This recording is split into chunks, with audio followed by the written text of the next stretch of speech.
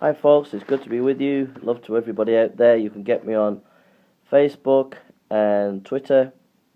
Facebook's more Bible teaching, Twitter's more apologetics. And then you can get me on my website, jasonburnspreacher.com. You can also get me on Amazon, where there's lots of different books that I've written and edited that you can either read for free or buy. I'm just making a little video on this here. Konstantin Kisin, he's a comedian, and he tells the story that he was asked by a university group to come and do a gig, but he was given a form by the people who invited him to do the gig at the university, and basically it was a long list of things that he couldn't talk about. He thought it was like George Orwell. He couldn't make a joke about racism, sexism, classism, ageism, albinism, homophobia, biphobia, transphobia, exophobia, Islamophobia, anti-religion, or anti-atheism. And basically, they gave him a long list of do's and don'ts what he couldn't say. And he basically was saying that he'd come from Russia originally.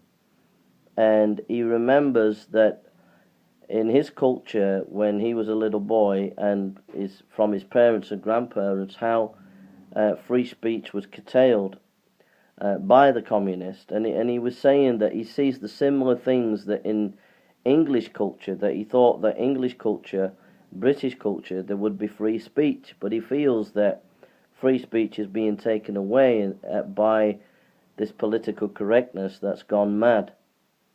And I've been thinking this for a long, long time, that, you know, when a state takes God out, you know, a new authority comes, a new infallibility.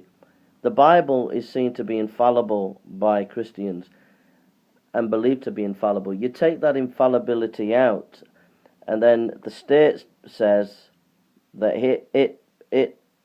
it says what you should believe. But then a new infallibility comes. It might come from your belief, certain ideology of what you believe about democracy. It might come from a minority group, wherever. But there's a new infallibility that's here, and it's this political correctness that really is really fascism, and basically curtailing free speech. There'll be a day when we have judges and police and officials where, just as in Russia you were taken to the Gulag, you will be taken to the British Gulag. You'll be put in prison, and you'll be given mental health treatment because you dare to disagree with the state. And that's what we're seeing, folks. We're seeing put in place even now a society that is shutting down any dialogue, any discussion, any real free speech against the politically correct ideology that is being presented to us at the moment.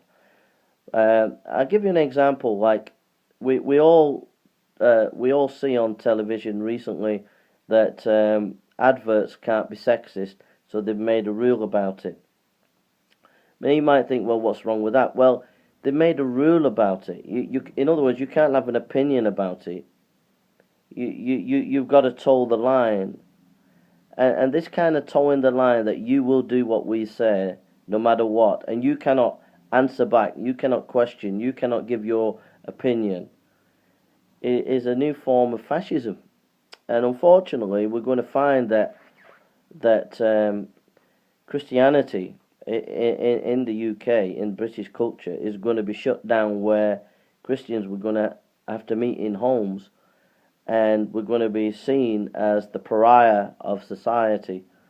And many other people who challenge the politically correct ideology are going to be seen like that as well. So unless people make a stand now, unless people speak out against this form of fascism, this form of political correctness, which at the end of the day is a small minority of people who've taken it upon themselves to think that they're infallible, that their views are infallible. But every view has to be defended intellectually. If it cannot be defended intellectually, then it's not worth having. But how can you defend something intellectually if you don't allow people to challenge your view? And we're seeing universities, this guy mentions universities at the moment, deplatforming people, stopping people from giving lectures and talks on university campuses because the snowflakes in the universities of Oxford and various places are touchy-touchy and feely-feely, and they don't want anybody else to have a different opinion than them.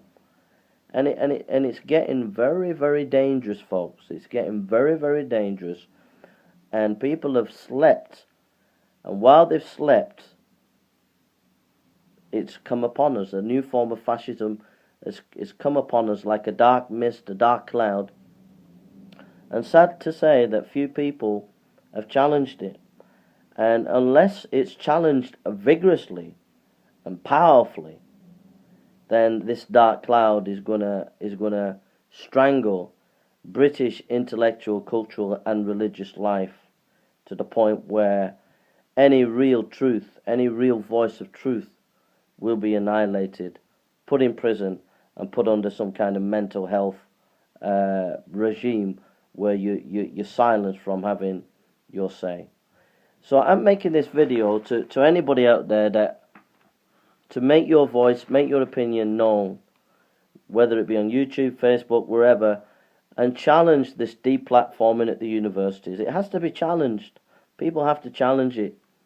Whether you're a comedian, an academic, a writer, whether you're a postman, a cook, a cleaner, wherever you are in life, you've got to make your voice known, you've got to make your opinions known, and you've got to challenge this political correctness and say, okay, I agree with some of the things that political correct say, but I don't agree with this political correct opinion that you cannot challenge political correct views, that they're unassailable. People have a right to challenge them and take them on.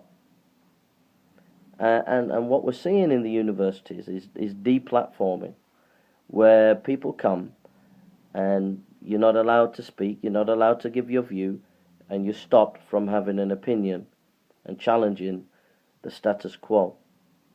And this leftist speaker, this is from the Daily Mail, but this guy's a leftist, is concerned that there is a kind of leftist agenda that is so extreme that it's seeping into popular culture and popular university culture, and it'll seep into our politics, it'll seep more and more into our judiciary and into the police force, etc. And in the end, it will be it will bring in the dark ages of our culture. We're already in the dark ages, but it will make it even worse. So I'm asking you to challenge the status quo, to challenge your MPs, to challenge the universities, write books, write pamphlets, set up websites, and take on and destroy this anti-free speech movement of political correctness. Because if we don't destroy it soon, it's going to destroy us. God bless you.